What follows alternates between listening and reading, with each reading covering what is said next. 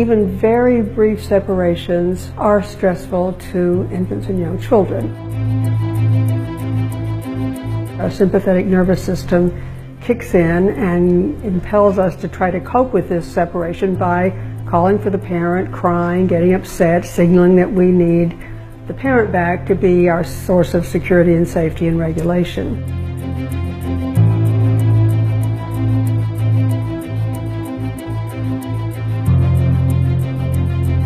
It begins to damage brain cells. Hippocampal cells will die, that's our memory center. The electrical activity in the brain is being reduced by these more prolonged separations. The other thing that's affected in the brain is the amygdala.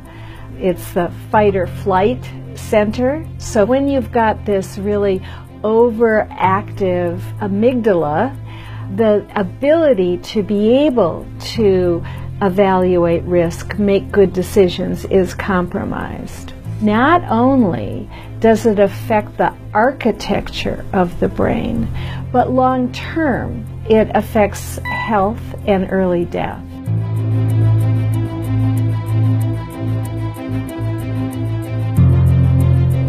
Is the foundation on which we build our exploration and our autonomy and our curiosity and the cognitive skills with which we're going to negotiate the world.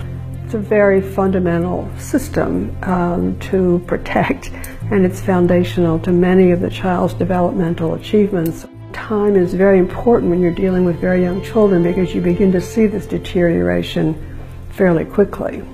The idea that you're going to hold a young child away from the parent for a week or 2 weeks or 3 weeks is an enormity of time for a young child. They just know that the parent is absent, and that can be equivalent to the parent basically being dead or having abandoned them.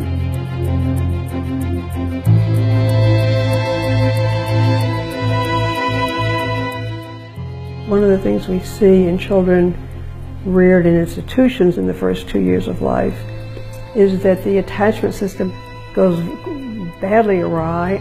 Ultimately, that relationship with the caregiver predicts the kind of interpersonal relationships that the child will have as they get older.